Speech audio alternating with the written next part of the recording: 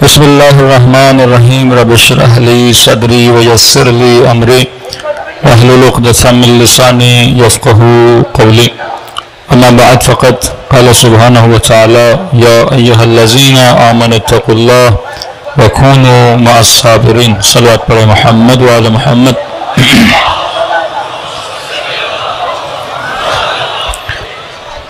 دعا ہے پروردگار عالم محرم کی ان راتوں میں کی گئی عبادتوں کو اپنی بارگاہ عالی میں قبول فرمائے، اور جس مقصد زندگی، مقصد طہارت اور حیات لے کر ان مجالس میں تشریف لاتے ہیں، خدا ان مقاصد میں بھی ہم سب کو کامیابیاں اور کامرانیاں نصیب فرما دے۔ یقیناً ان مجالس کے برپا کرنے میں کئی مومنوں کی محنتیں، زحمتیں ہوتی ہیں کہ کن کے چہرے نظر آتے ہیں، کچھ کے چہرے نظر نہیں آتے، اور یقیناً ہر محنت کرنے والی کی نیت بھی ہونی چاہیے کہ میں خالصتاً پروردگار عالم کے لیے یہ کام انجام دوں۔ ہر فرد کا مجلس عزا میں آنا یہ پارٹیسپیشن ہے امام حسین کی عزاداری کی تقویت کی، کہ اگر مومنین کی شرکت نہ ہو، مومنین کا حضور نہ ہو، مومنین مجلس میں نہ آئیں، تو واقعاً ہم اس روح عزاداری کو دنیا کے لیے دکھا نہ پائیں۔ لیکن الحمدللہ اس تعداد میں جہاں جہاں میں جا رہا ہوں، بلخص جوانوں کا مجلس امام حسین میں آنا اور جوانے کے قلوب میں امام حسین کی محبت کا آ جانا، اور اس قدر امام حسین سے لگاؤ، محبت، یہ کامیابی کی نشانی ہے۔ اب سوال یہ ہے کہ امام حسین آپ کو فرش عزا پہ لے کر آئے۔ کچھ ڈیوٹیز امام کی ہیں امت کے لیے، کچھ ڈیوٹیز امت کی ہیں اپنے امام کے لیے۔ امام کا کام یہ ہے کہ آپ کو پیغام دے کر جائے، امام کا کام یہ ہے کہ آپ کو بتا کر جائے کہ حق کیا ہے، باطل کیا ہے۔ کہ آج کسی بھی شیعہ جوان کے ذہن میں یہ خلش تک نہیں ہے یزید اور امام حسین کے حوالے سے، آج کسی بھی شیعہ جوان کے ذہن میں یہ شبہہ تک نہیں ہے معاویہ اور علی ابن ابی طالب کے حوالے سے۔ ہم کلیئر ہیں، کیونکہ معصومین نے اتنا کلیئر پیغام دیا اپنے خطبوں میں، اپنے عمل سے، اپنے کردار سے، کہ آج ہم کنفیوز نہ رہیں کہ حق کیا ہے، باطل کیا ہے۔ ایک ابن سعد ہے جو حکومت کی لالچ ہے، دوسری طرف انہوں نے حر کی مثال آپ کے لیے رکھی ہے۔ کربلا مجموعہ ہے، یعنی کربلا میں 80 سال کا بوڑھا بھی ہے، کربلا میں 14 سال کا نوجوان بھی ہے، کربلا میں 20 سال کا علی اکبر بھی جوان بھی ہے، کربلا میں خاتون بھی ہے جناب زینب کی صورت میں، کربلا میں 6 مہینے کا بچہ بھی ہے، کربلا میں 4 سال کی بچی بھی ہے، کربلا میں زہیری مکتب وہ سنی بھی ہے جو بعد میں آ کے شیعہ بنا، کربلا میں رنگ کے اعتبار سے سفید رنگ والا بھی ہے، کربلا میں کالے رنگ کا جناب جون بھی موجود ہے، کربلا میں مسیح المکتب وہ جناب وہب قلبی بھی موجود ہیں جو بعد میں آ کے مکتب اہل بیت میں آ گئے۔ تو کربلا مسیحیت، کربلا سنیت، کربلا شیعیت، کربلا رنگ کے اعتبار سے، کربلا ایج کے اعتبار سے، ہر کسی کو امام حسین نے کیا کیا ہے، کربلا میں جمع کیا ہے۔ یہ بتانے کے لیے کہ اگر نظام ولایت کو آگے لے جانا چاہتے ہو تو نظام ولایت میں ہر انسان نے قربانی دینی ہے۔ یہ نہیں کہ جوان کہے میں قربانی دوں گا، 80 سال کا بوڑھا کہے ہم نے تو زندگی گزار دی، ہم کیا قربانی دیں گے۔ لیکن دیکھیے کربلا میں جناب سعید 17 تیر اپنے بدن پہ لیتے ہیں حفاظت امام حسین کے لیے۔ کربلا میں وہ کالے رنگ والا جون جس کے چہرے کو امام حسین اپنے ہونٹوں سے بوسہ دیتے ہیں اور کہتے ہیں واقعاً تم نے وفا کی کیا کر دی، حد کر دی۔ کربلا مجموعہ ہے ان انسانوں کا جو کسی بھی معاشرے کو تشکیل دیتے ہیں۔ اگر آپ اس معاشرے میں رہتے ہیں، یہاں بوڑھا بھی ہے، جوان بھی ہے، اور اسی طرح مجلس امام حسین میں ہر رنگ اور ہر نسل والا شرکت کر رہا ہے، کیونکہ پیغام امام حسین صرف ایک مکتبی پیغام نہیں ہے۔ پیغام امام حسین صرف شیعوں کے لیے نہیں ہے، پیغام امام حسین بقاء انسانیت کے لیے ہے، کہ اگر معاشرے میں عدل نہیں ہوگا، انسانیت باقی نہیں رہ سکتی۔ اگر معاشرے میں فسق و فجور ہوگا آپ کا معاشرہ تباہ ہوگا، اگر معاشرے میں شراب اور نشہ اور بے حیائی عام ہوگی آپ کی نسلیں تباہ ہو جائیں گی۔ تو اہل بیت بقاء انسانیت کے لیے نکلے، ایک طرف انسانیت کو بچانے والا امام ہے، دوسری طرف انسانیت کو تباہ کرنے والا ظالم ہے۔ اب فرمایا اے دنیا میں رہنے والوں، ہم تجھے سفیدی بھی دکھا کر جا رہے ہیں اور سیاہی بھی دکھا کے جا رہے ہیں، ہم تجھے وہ امام حسین کی رحم دلی بھی دکھا رہے ہیں کہ جو روکنے آیا تھا اس کو حسین پانی پلا رہے ہیں، اور دوسری طرف دشمن کے دل کی شقاوت بھی دکھا رہے ہیں کہ 6 مہینے کا بچہ ہے، پانی مانگتا ہے لیکن کوئی پانی دینے کے لیے تیار نہیں ہے۔ تو کربلا صرف تاریخ کا واقعہ نہیں ہے، کربلا ایک ریولیشن کا نام ہے۔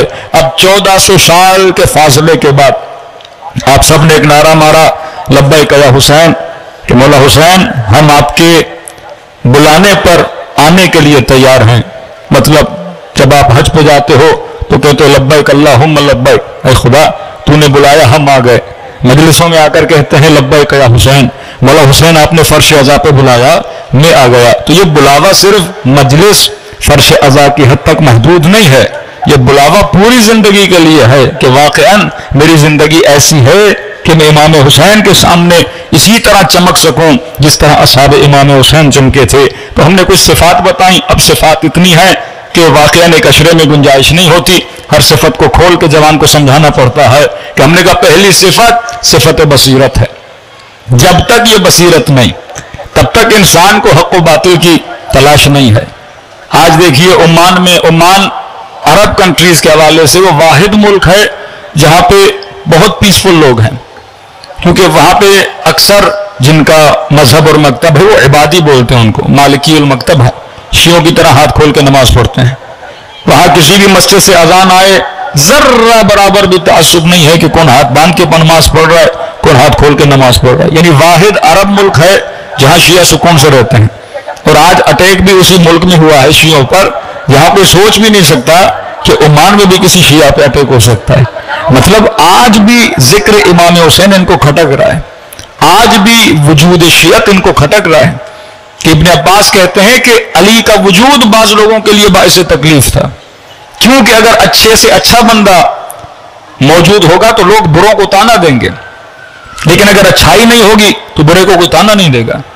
آج پوری دنیا کو کون کھٹک رہا ہے؟ ایک اسلامی ملک کھٹک رہا ہے۔ کیوں بھائی؟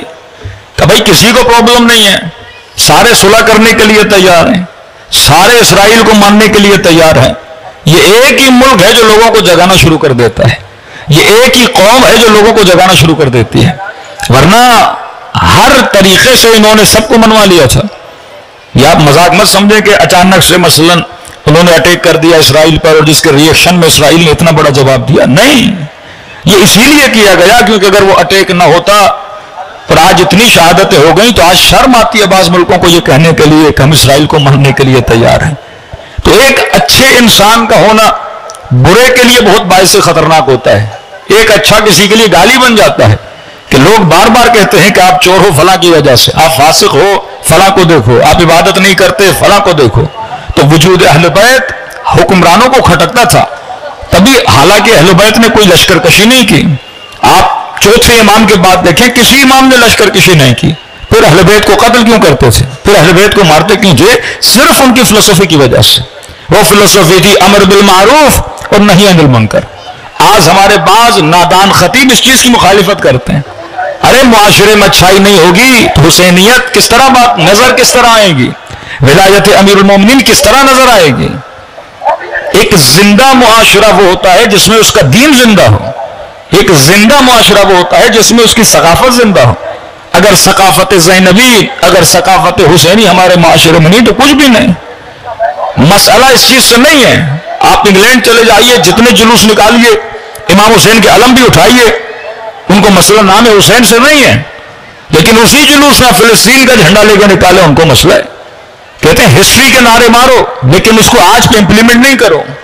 مرا ہوا یزید جو قبر میں پڑا ہوا ہے اس پہ لعنت بھیجو، ہمیں کوئی مسئلہ نہیں، لیکن یہ مت کہو کہ جس کے اندر اس یزید کی صفات ہیں وہ بھی یزید ہے اور ہم بھی اس کے مقابلے میں آئیں گے۔ یہ جو فکر امام خمینی کی فکر تھی کہ قوموں کو زندہ کیا جائے، مسلمان مفتی مولوی صرف منبر پر بیٹھ کر تاریخ کے قصے سناتا رہے، فلاں بہادر تھا، فلاں یہ تھا، فلاں وہ تھا. بھائی آپ کے اندر کون سی بہادری ہے؟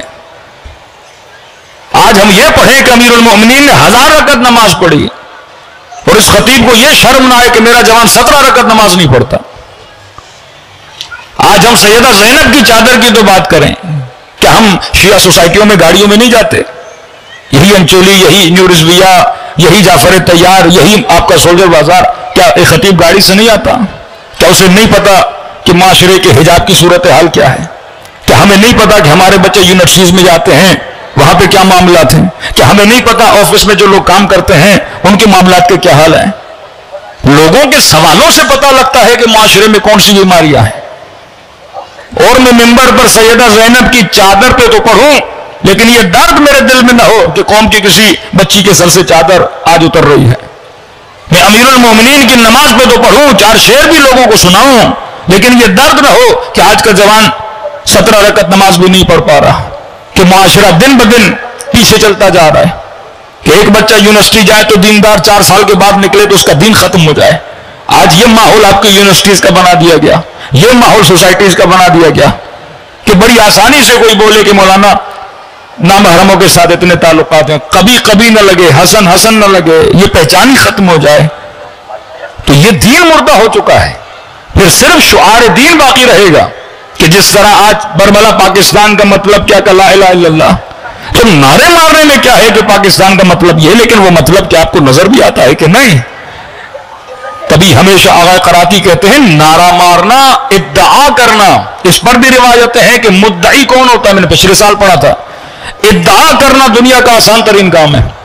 مجلس میں آنا، مجلس امام حسین سننا آسان ہے، لیکن خود کو اہل بیت کے نیٹ ورک کے اندر ڈال کر ویسی زندگی گزارنا یہ مشکل تھا جس پر اہل بیت لانا چاہتے تھے. خط لکھنا امام حسین کو بڑا آسان ہے، مولا حسین آ جائیے، اپنی جانیں آپ پر قربان کریں گے.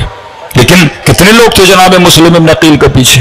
کتنے لوگ تھے جو امام حسین کے پاس کربلا میں پہنچے؟ ایک ریزن، ابن زیاد نے موت کا خوف دیا. جس طرح آج اتنا مجمع بیٹھا ہے، ابن زیاد نے مجمع کو دیکھا اور کہا کہ میں وہ فصلیں دیکھ رہا ہوں جو کٹنے کے لیے تیار ہیں، مطلب تمہارے سر جو ہیں کٹنے کے لیے تیار ہیں. موت سے ڈر گئے. دوسرا، جو حکومت سبسڈی دیتی تھی عوام کو، کہا کہ آج کے بعد اس سبسڈی کو بند کر دیں گے جو حسین بن علی کی مدد کے لیے جائے گا. مال کی محبت، جان کا خوف، جس کی وجہ سے امام حسین کو انہوں نے چھوڑ دیا اور فرزند رسول کربلا کے میدان میں تک و تنہا کیا ہو گئے؟ شہید ہو گئے. تو اگر حسینی معاشرہ بناؤ گے، کیوں امام زمانہ اپنی توقیات میں فرماتے وَلَوْ اجْتَمَعَ شِيَعَتُنَا، فرماتے اگر ہمارے شیعہ قلبی طور پر جمع ہو جائیں، اعتقادی طور پر جمع ہو جائیں، اعمال کے اعتبار سے جمع ہو جائیں، قول فعل عمل اگر ان کا ایک ہو جائے تو فرمائے ہمارا ظہور بڑا قریب ہے، ہم آ جائیں، مولا آ جائیں. پھر وہی کیفیت اگر ہو جائے کہ امام کے لیے کوئی قربانی نہ دے سکے، امام کے فرمان پر کم، اب تو نہیں مولانا امام آئیں گے تو ہم کریں گے. بھائی ابھی کرو نا، یہ کیا بات ہے کہ امام آئیں گے تو ہم کریں گے؟ ابھی 24 گھنٹے کیا میرے ایسے ہیں کہ امام زمانہ مجھ سے کیا ہو جائیں؟ راضی ہو جائیں. نعمت جو سب سے بڑی امام حسین دے کر گئے امر بالمعروف. عبد الملک مروان جب حاکم بنے، انہوں نے حکومت ہائے اسلامی میں امر بالمعروف پر پابندی لگا دی. پہلا خطبہ جو اس نے دیا وہ تقوی پہ دیا. اس نے کہا اے لوگو، میں نے سنا ہے تم دوسروں کو تقوی کی دعوت دیتے ہو لیکن تمہارے اندر خود تقوی نہیں ہے، لہذا آج کے بعد اگر کسی نے کسی کو تقوی کی دعوت دی میں اس کا سر کاٹ دوں گا. تو مسلم معاشرے میں یہ بولنا لوگوں نے چھوڑ دیا کہ بھائی متقی بننا ہے، خود بنو، کسی اور کو کیوں بول رہے ہوں؟ کوئی برائی کر رہا ہے کرتا رہے، آپ کا کیا جائے؟ کوئی گناہ کر رہا ہے کرتا رہے، آپ کا کیا جائے؟ وہی سیکولرزم کا کانسیپٹ کہ ہر بندہ اپنے گھر کے اندر رہے، باہر کیا ہو رہا ہے آپ کا نہ جائے. اب انسان گھر کے اندر تو نہیں، انسان سوسائٹی میں رہتا ہے، انسان اسکول میں جاتا ہے، انسان جاب میں جاتا ہے. آج ٹی وی آپ کے اوپر کتنا اثر رکھتی ہے، آج میڈیا آپ کے بچے کے اوپر کتنا اثر رکھتا ہے کہ جو آپ دیکھتے ہو وہ آپ کے وجود کا حصہ بن جاتا ہے، اس کی محبت آپ کے دل میں آ جاتی ہے. وہاں سے شروع ہوا. ایک شخص ہے مائیکل خو، اس نے کتاب لکھی ہے، مسیحی کرسچن واشنگٹن کا رہنے والا، کتاب لکھی.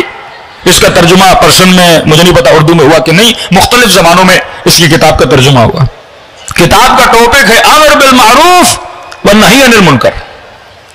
یہ کتاب اس نے کب لکھی؟ جب واشنگٹن میں ایک میٹرو میں کسی نشے زدہ بندے نے، شراب کی عالم میں تھا، اس نے کسی خاتون پہ اٹیک کیا اور اٹیک کرنے کے بعد اس کی عزت پہ ہاتھ ڈالا. تو یہ کہتا ہے میں میٹرو پہ یہ واقعہ دیکھ رہا تھا اور میں نے ویڈیو میں دیکھا کہ سارے لوگ کھڑے تھے لیکن کسی نے اس خاتون کو بچایا نہیں. یہ اس معاشرے کی نشانی ہے جس میں امر بالمعروف نہیں. مطلب کوئی مرتا ہے تو مرے، کسی کی عزت جاتی ہے تو چلی جائے. کہتا میں نے سوچا اتنے دین آئے، کسی دین میں یہ تربیت عوام کو نہیں دی گئی کہ آپ برائی کو دیکھو تو روکو. کہتا جب میں ادیان کی تلاش میں نکلا تو میں اسلام تک پہنچا.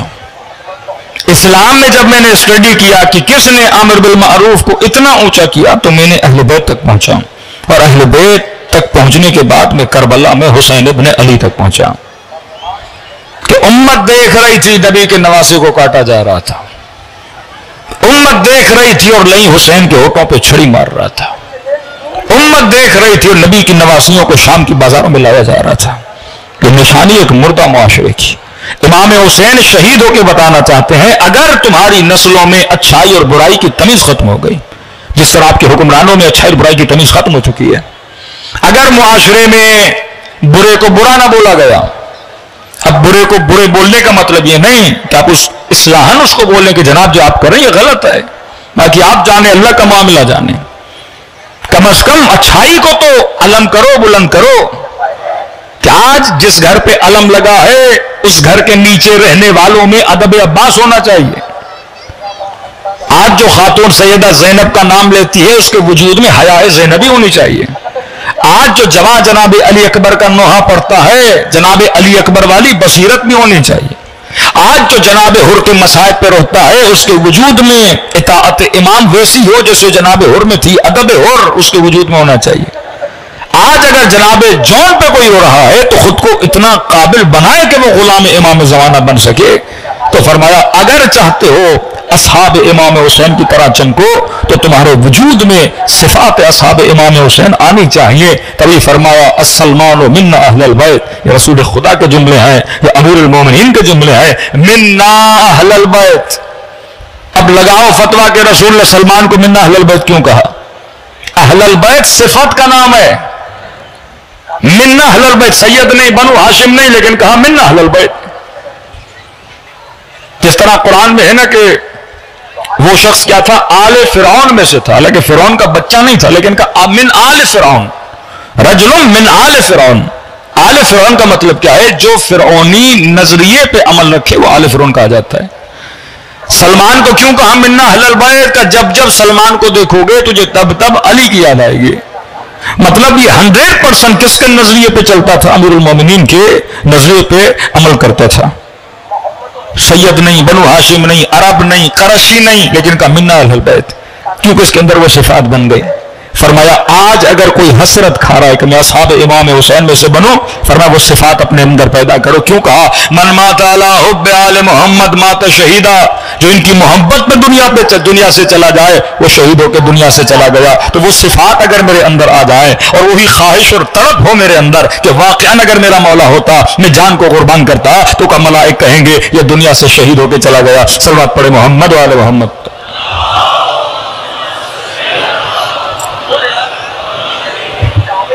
تو جب تک بصیرت ہمارے معاشرے میں نہیں آئے گی، آج لوگوں نے ازا امام حسین کو بعض لوگوں نے کمرشل بنا دیا ہے. دیکھیے عزاداری پہ خرچہ تو ہوتا ہے، یہ مومنین کی بذل و بخشش ہے. ایک لائٹ بھی لگتی ہے تو اس کے پیسے ہیں. تبھی میں نے ذکر کیا تھا کہ ذکر ولایت کے ساتھ قرآن میں اللہ نے ذکر کیا ہے. یہ نظام خمس اگر شیعوں میں نہ ہوتا شیعت کب کی ختم ہو چکی ہوتی. اہل بیت نے ایک سسٹم دیا، چھٹے امام کے بعد ایک مضبوط سسٹم چلا خمس کا کہ آپ تصور نہیں کر سکتے کہ چھٹے امام کے زمانے میں والی بحرین امام کو خط لکھتا ہے کہ مولا میں والی بحرین ہوں، چھپا ہوا ہوں، آپ کا شیعہ ہوں، 7 لاکھ درہم میرے مال سے میرے پاس ہیں جو میں آپ کو دینا چاہتا ہوں. اب 7 لاکھ درہم کو آج اگر کنورٹ کرو تو 400 کروڑ بنتے ہیں. امام نے کہا ٹھیک ہے لے کر آؤ. اب مختلف قافلوں میں چھپ چھپ کے یہ 7 لاکھ درہم امام کے پاس لے آیا، کچھ سواریاں لے آیا. آپ کے چھٹے امام نے اس سے لیے، شکریہ ادا کیا اور کہا کہ جو ہمارا حق تھا تو ہمیں دینے آیا، شکریہ۔ اور امام نے کہا اب جو تو نے دیا میں واپس تجھے ہی دے رہا ہوں، تو لے جا۔ اور کہا کہ جنت کی ضمانت بھی لکھ کے دے رہا ہوں کہ تو جنتی ہے جس نے اتنی بذل و بخشش کی۔ اب مولا سے واپس کیوں دے رہے ہیں؟ کہا یہ لے جا اور بحرین میں جتنا ہو سکے ہمارے شیعوں کی کیا کر، جا کے مدد کر۔ کہ آج 80% بحرین میں آپ کو کیا نظر آتے ہیں؟ شیعہ نظر آتے ہیں۔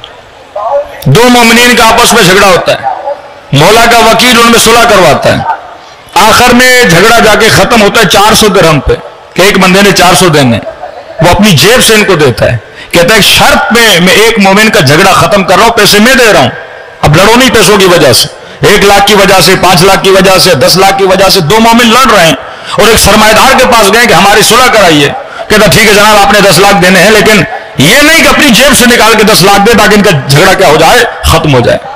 یہ فکر نظام ولایت میں رہنے والوں کی تھی۔ اس نے 600 درہم ان کے دیے، اختلاف ختم کروایا اور کہا کہ یہ اپنی طرف سے نہیں دے رہا، یہ پیسے میرے چھٹے امام نے مجھے دیے، اور کہا کہ جب دو شیعوں کا آپس میں پیسے کی وجہ سے جھگڑا ہو جائے یہ پیسہ دینا اور جھگڑا ختم کروانا۔ کہ بس امام نے ایک شرط رکھی ہے، جب جھگڑا ختم ہو جائے کہیں پر بھی ایک دوسرے کی برائی نہ کیا کرو، کہیں پر بھی ایک دوسرے کے خلاف نہ بولا کرو۔ کہا یہ ہم پسند نہیں کرتے کہ شیعہ شیعہ سے لڑے، ہم پسند نہیں کرتے کہ شیعہ شیعہ کے خلاف بولے۔ اور آج کیا ماحول بن چکا ہے کہ وہ کام جو لشکر شام والوں کا کام تھا، گالیاں دینا، آج پنجاب میں بھرمار ہے، انٹیریئر میں بعض جگہوں پہ بھرمار ہے کہ شیعہ شیعہ کو غلط کہے، شیعہ شیعہ کو جہنمی کہے۔ دشمن نہیں چاہتا کہ آپ کے اندر وحدت ہو، دشمن نہیں چاہتا کہ آپ کے اندر فکر امام حسین ہو۔ تو ہم نے پہلی صفت اصحاب امام حسین کی کیا بتائی؟ وہ صاحبان بصیرت تھے، حق و باطل کو پہچانتے تھے۔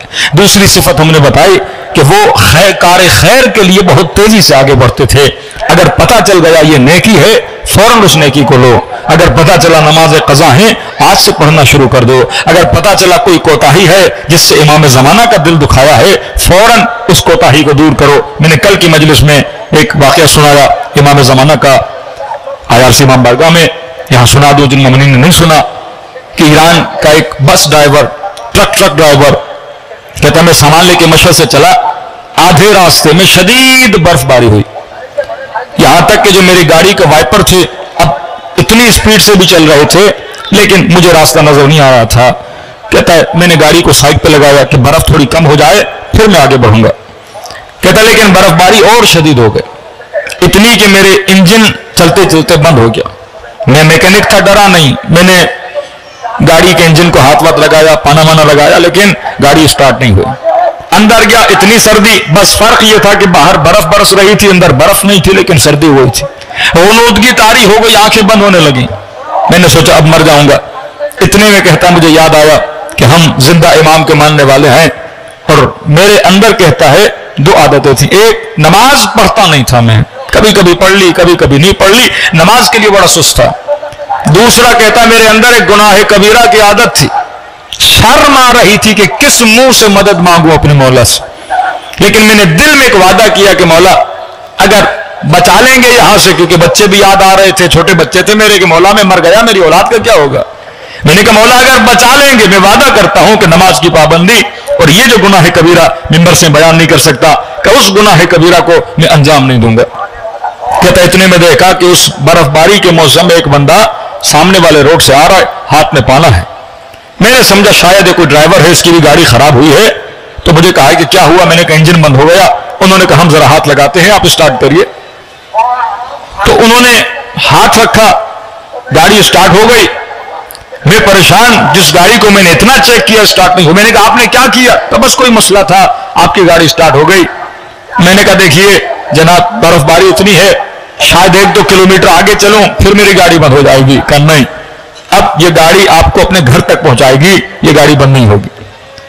میں نے شکریہ کے لیے بولا کہ آپ بیٹھیے، میں آپ کو آپ کی گاڑی تک چھوڑ دوں، تو کہا نہیں ہم خود چلے جائیں گے۔ کہ میری جیب میں بہت زیادہ پیسے تھے۔ میں نے کہا آپ نے میری جان بچائی ہے، اگر آپ کہیں جتنے پیسے ہیں میں شکریہ کے لیے آپ کو دینا چاہتا ہوں۔ کہ نہیں ہمیں آپ کے پیسے کی ضرورت نہیں.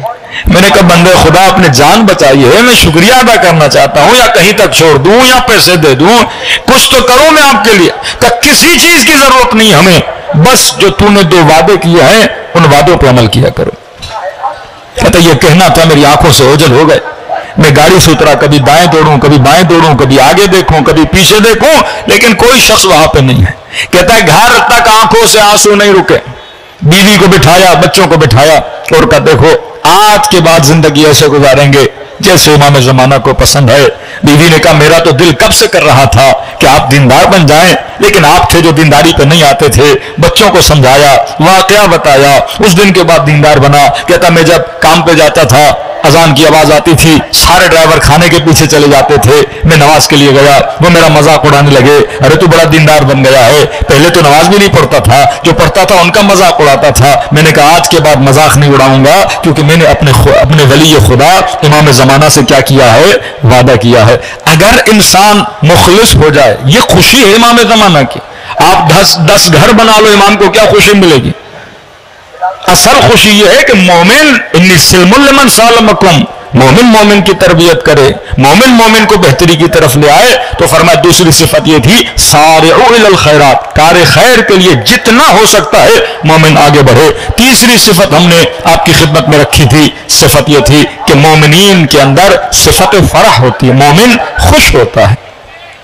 مرح نہیں, مرح ہے وہ کہ بندہ غرور کی وجہ سے خوش ہو. لا تمشی الارض مرحا, زمین پر غرور کے ساتھ نہ چلا کرو, اس سے معصومین نے منع کیا ہے. فرمانی وہ خوشی جو آپ کو ذکر حسین سننے میں خوشی ملتی ہے, جو آپ کو ذریعے امام حسین کو دیکھنے میں خوشی ملتی ہے, جو مومن والدین کی خدمت کر کے خوش ہو جائے, جو کسی غریب کی مدد کر کے خوش ہو جائے, جو کسی یتیم کی مدد کر کے خوش ہو جائے, جسے ہم کہتے ہیں جائز خوشیاں حاصل کرنے میں کوئی عیب نہیں ہے. آپ جائز کسی سے رشتہ بنائیں, آپ جائز کسی مومن کی مدد کریں, تو اس میں معصومین نے منع نہیں کیا. اب آج زمانے میں یہ سوشل میڈیا کا زمانہ ہے, بعض لوگ کسی کو اذیت دے کے خوش ہوتے ہیں. یا آپ نے مختلف پرینک دیکھے ہوں گے, ایک بندہ روڈ پہ جا رہا ہے, پچھلے اس کا اذیت کر رہا ہے, یعنی صرف پیسے کمانے کے لیے.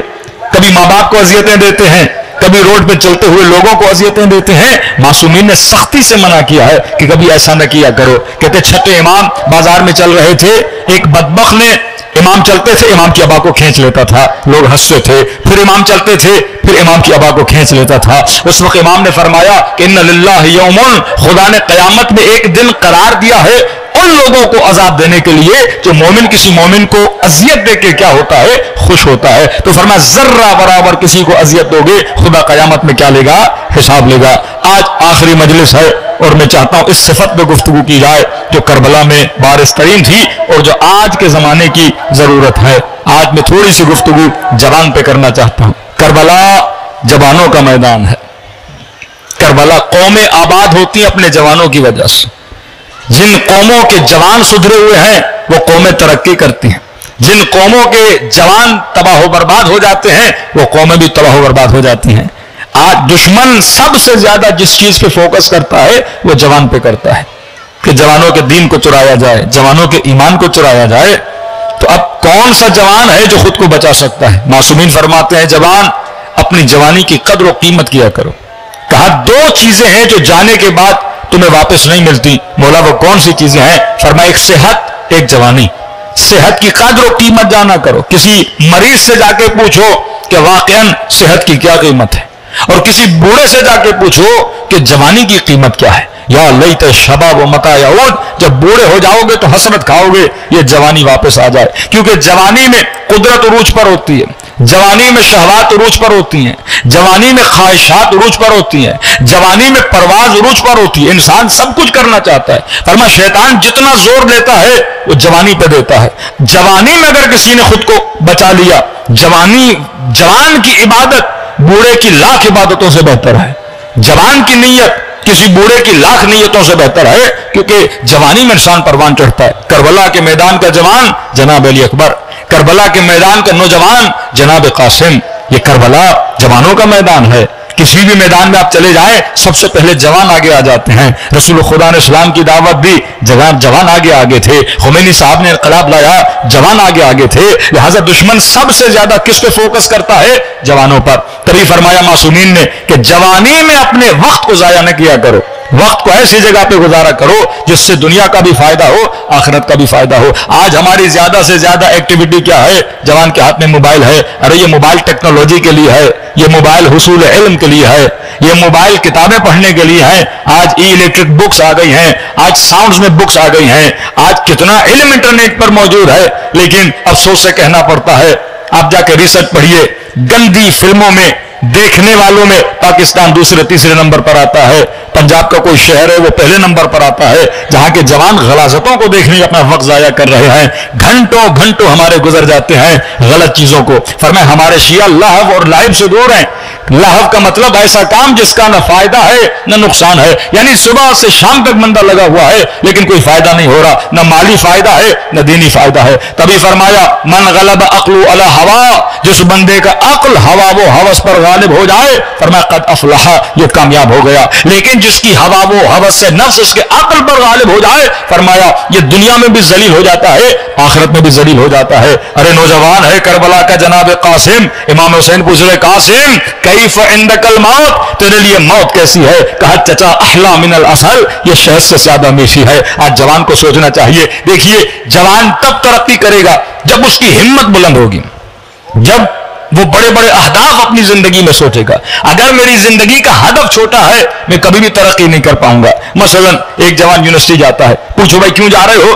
کہ مولانا ماں باپ اصرار کر رہے ہیں لہذا پڑھنے جا رہا ہوں. مطلب ماں باپ کے اصرار کی وجہ سے پڑھائی کر رہا ہے. دوسرے جوان آپ کیوں جا رہے ہو؟ کہ مولانا ڈگری لوں تاکہ نوکری مل جائے, مطلب یہ مال کے لیے پڑھائی کرنے جا رہا ہے. تیسرے سے کہو آپ کیوں جا رہے ہو؟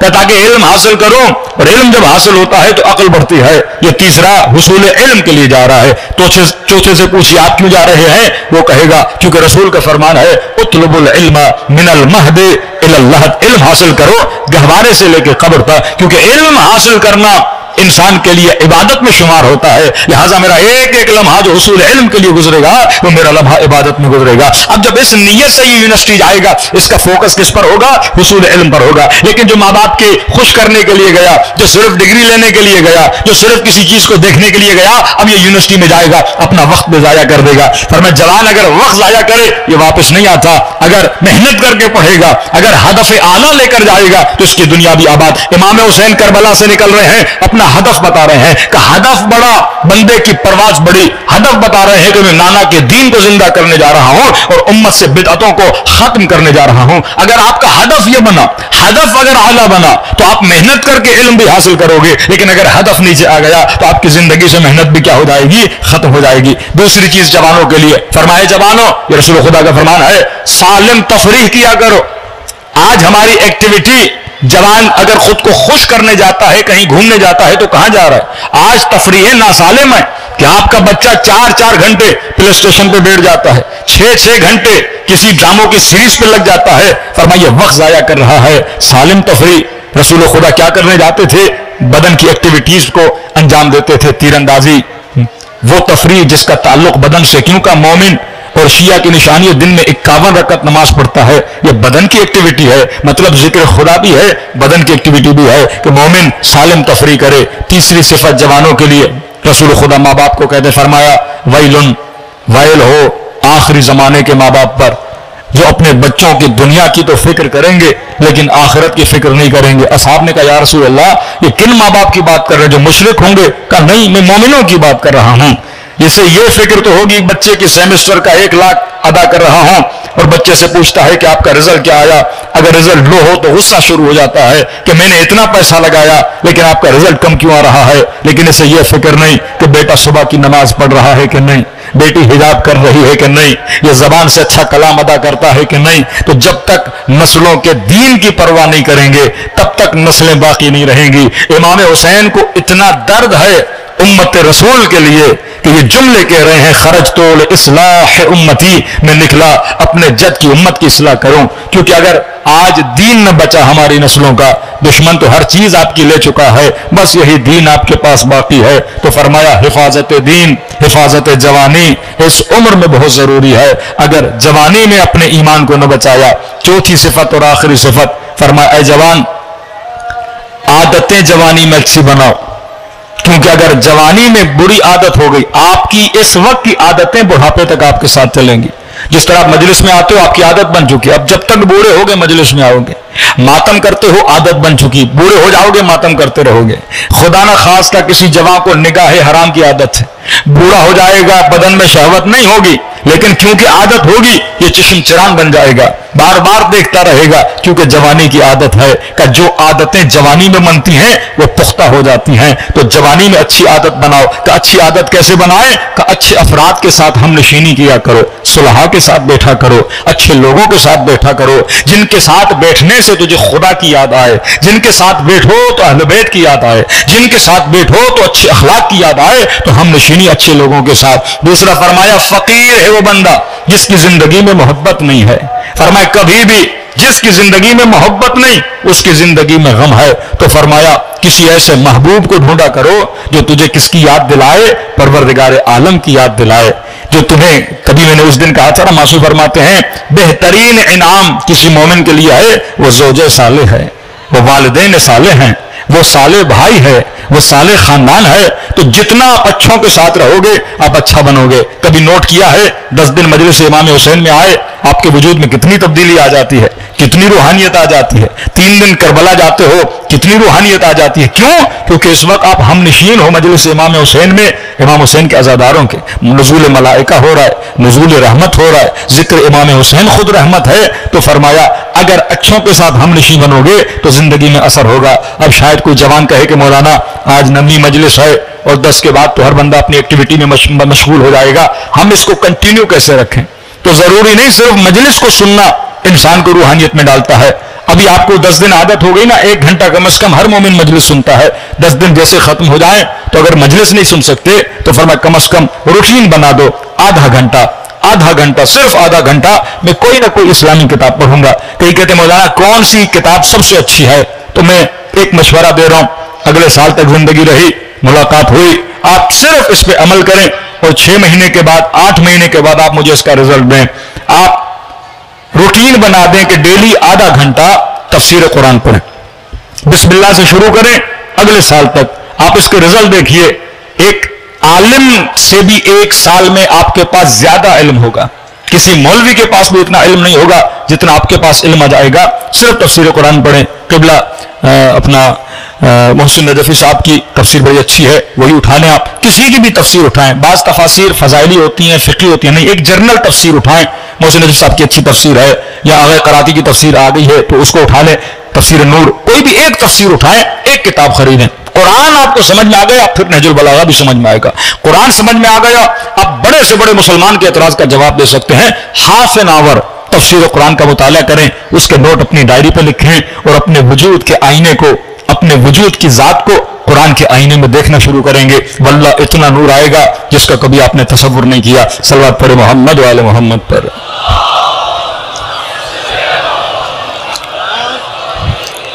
میں نے آج سے 2-3 سال پہلے جب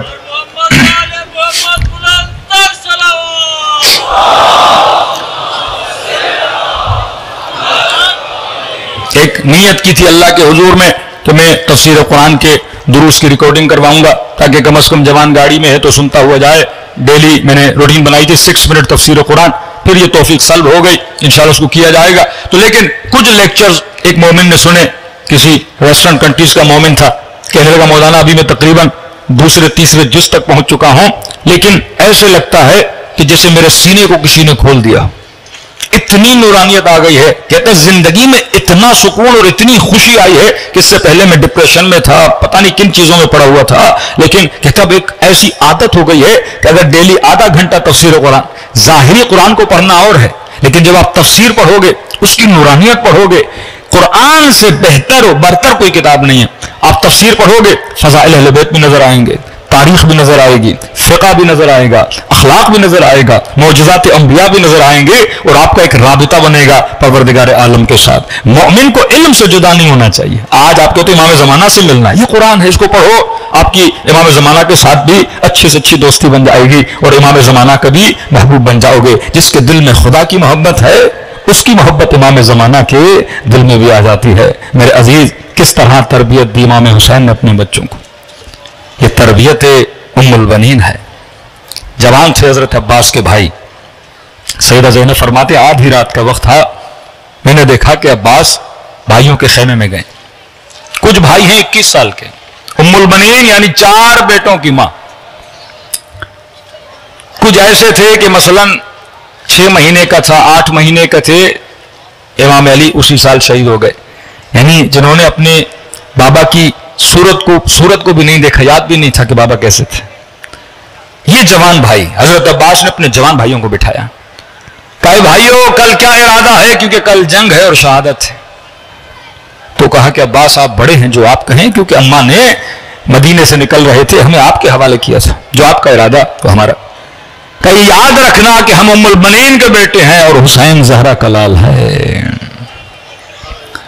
کہ جب تک ہم زندہ ہیں حسین کو کچھ نہیں ہونا چاہیے۔ اور کس طرح سے ان جوانوں نے حسین کا دفاع کیا، کب بعد میں کیا ہوتا ہے پتہ نہیں، لیکن ہمارے ہوتے ہوئے حسین کو آنچ بھی نہیں آنی چاہیے۔ اور واللہ شہید ہو گئے، لیکن اپنے بھائی حسین پر ذرہ برابر آنچ نہیں آنے دی۔ یہ ہے دفاع امام، یہ تھی خدمت، یہ تھی تربیت ام البنین کی، کہ وقت کا بادشاہ بھی جب کبھی گزرتا تھا اور بی بی کی اشعار اس کے کانوں تک پڑتے تھے، کہتے ہیں اس کا دل بھی غمزدہ ہو جاتا تھا۔ یہ بی بی جاتی تھی جنت البقیع اور اپنے ہاتھوں سے 4 قبریں بناتی تھی، بیٹوں پہ روتی تھی، رونے کے بعد پھر قبریں اپنے ہاتھوں سے مٹاتی تھی، پھر ایک قبر بناتی تھی اور کہتی تھی زہرا میرے بیٹوں پہ رونے کے لیے تو ان کی ماں زندہ ہے، لیکن حسین پہ کون روئے گا؟ تو کہتی ہے جعفر میں تجھ پہ نہیں روؤں گی، عباس میں تجھ پہ نہیں روؤں گی، آج کے بعد میں حسین پہ روؤں گی۔ پھر مولا حسین کی قبر بناتی تھی اور امام حسین پہ روتی رہتی تھی۔ ایسی معرفت اگر ماؤں میں ہو تو پھر بچے عباس جیسے پیدا ہوتے ہیں۔ سیرت امام حسین، راوی کہتا ہے مولا جب بھی نماز پڑھتے تھے تو مسجد میں، لیکن مستحب نماز حسین گھر میں پڑھتے تھے۔ کسی نے کہا کہ مولا گھر میں کیوں پڑھ رہے ہیں؟ تو فرمایا اللہ نے ایک 4 سالہ بچی دی ہے، وہ بچی میرا انتظار کرتی ہے۔ تربیت حسینی کہ بچی کو اپنے ساتھ بٹھا کے امام حسین کیا کر رہے ہیں؟ نماز پڑھ رہے ہیں۔ میرے عزیز، آج کی رات کی بڑی فضیلت ہے، جو جاگ سکتے ہیں آج کی رات جاگیں۔ مجلس کے سننے کے بعد غسل زیارت امام حسین کرنا اور اعمال شب عاشور انجام دینا۔ آج کی زیارت کا ثواب خود زیارت امام حسین کا ثواب ہے، کئی حجوں کا ثواب ہے۔ آج کی رات جناب السیدہ پرسہ لینے آتی ہیں، اور آج کی رات سب سے زیادہ جس کا دل غمگین ہے وہ حجت خدا کا دل غمگین ہے۔ دلوں کو کربلا کی طرف روانہ کریں، سلام کریں اور دعا بھی کریں کہ خدا ہمیں ایسا بنائے جیسے ہمارے امام زمانہ ہمیں دیکھنا چاہتے ہیں۔ سب مل کے السلام علی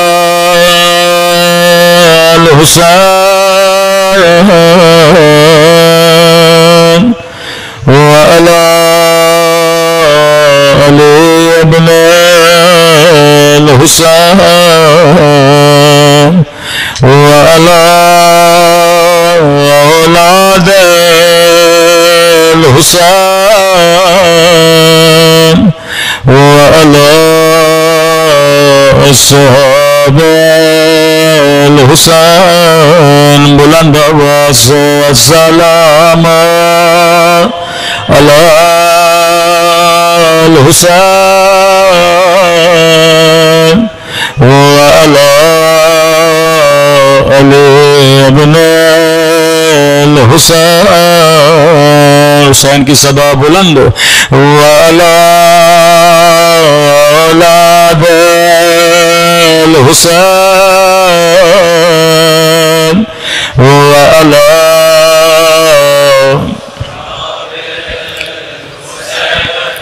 آواز تھوڑی بڑھا دیں سب مل کے السلام علی حسین وعلی علی ابن وعلی اولاد الحسین وعلی اصحاب بلند آواز سے السلام علی حسین وعلی علی ابن وعلی اولاد الحسین وعلی اصحاب میرا سلام ہو زینب کی لٹی ہوئے چادر پہ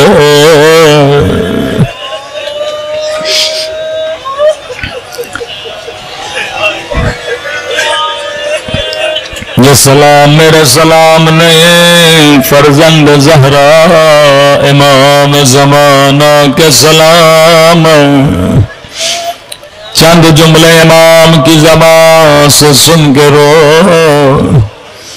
فرمایا عزادار تو پانی روتا ہے لیکن تیرا امام زمانہ خون روتا ہے تو سن کے برداشت نہیں کرتا لیکن کہا میں نے اپنی آنکھوں سے دیکھا ظالم کس طرح سے خیموں کو جلا رہے تھے کبھی 4 سالہ بچے ادھر بھاگے بیبیاں کبھی ایک خیمے سے دوسرے خیمے میں فرمایا میرا سلام ان ننے سے رخساروں پہ او جن کا رنگ بدل رہے یہ نہیں کہ رنگ بدل گیا بلکہ بدلتا رہا کبھی شمر کے تماچوں نے رنگ مل گیا کبھی ظالم کے تماچوں نے رنگ گلا گیا میں نے بخاری کی حدیث پڑھی تھی رسول خدا فرماتے ہیں مسلمانوں کبھی حیوان کو بھی منہ پہ نہ مارا کرو انہوں نے نبی کی نواسیوں کو تماچے مارے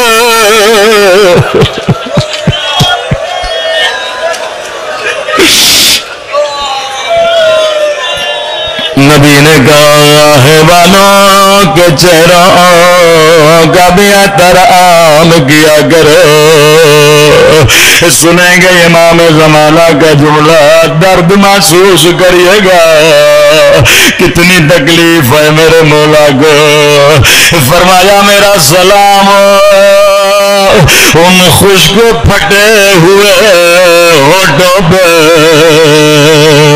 او جن پہ ظالم چھڑا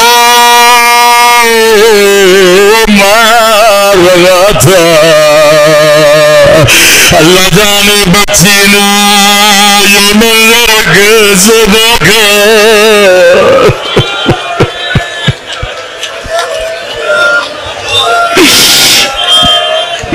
اللہ جانے میرے مولا نے یہ منظر کیسے دیکھا میں نے عرض کیا مولا حسین کی عادت تھی واجب نماز مسجد میں پڑھتے تھے، مستحب گھر میں پڑھتے تھے۔ کسی نے کہا مولا گھر کیوں جاتے ہیں؟ فرمایا اللہ نے مجھے بیٹی عطا کی ہے، یہ بچی میرا انتظار کرتی ہے۔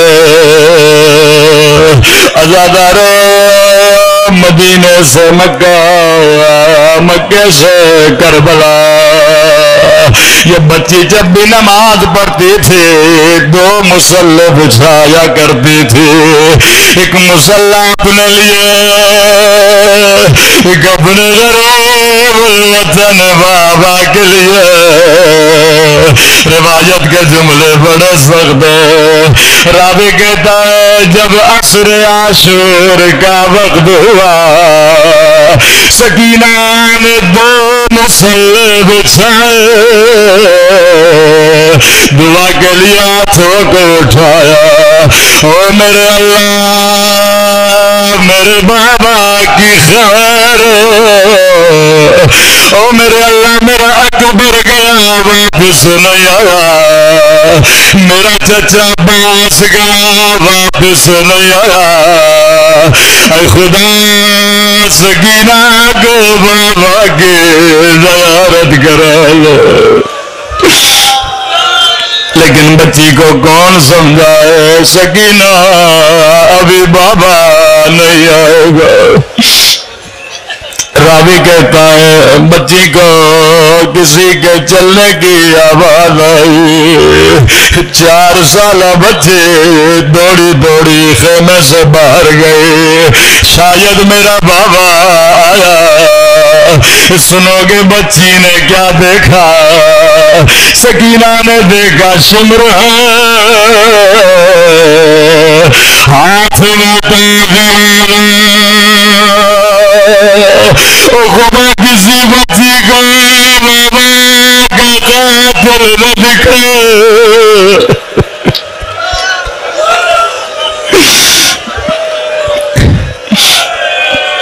خدا کسی بچی کو بابا کا قاتل نہ دکھائے۔ 4 سالہ بچی کو کیا پتا قاتل کون ہوتا ہے؟ اب جملے بڑے سخت ہیں، سید مجھے معاف کرنا، امام زمانہ اگر مجلس میں موجود ہے مولا مجھے معاف کریے گا۔ لینے کا سکینہ کس کا انتظار کر رہی ہے؟ کہنے لگی بڑی دیر ہو گئی میرا بابا نہیں آیا۔ لئی کہتا بابا کو دیکھنا چاہتی ہو؟ کہتی ہے میرے بابا کو بلو۔ راوی کہتا لئی کے ہاتھوں میں حسین کا کپا ہوا سر تھا، وہ سر کو بچی کی طرف بھاگا، عاشق پر ہاتھ کٹ جاتا۔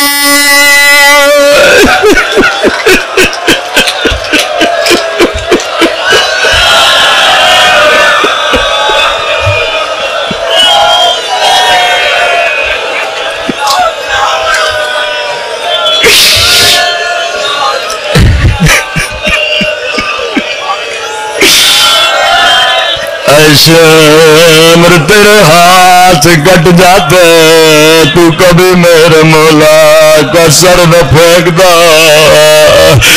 بچی بابا بابا او میرے غریب الوطن بابا کرتے ہوئے آگے بڑھے۔ اب یہ میرا تصور ہے، روایت کے جملے نہیں۔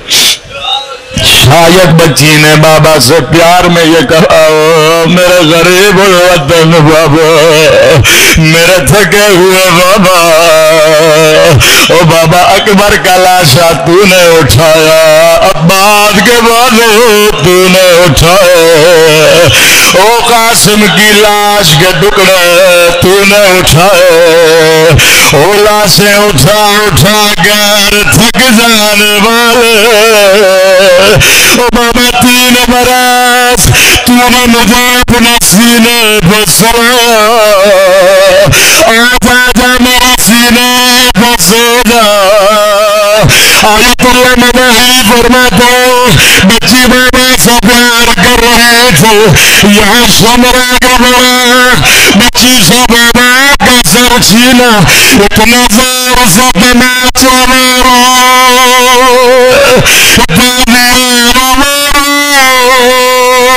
کہ سکینہ باہر سے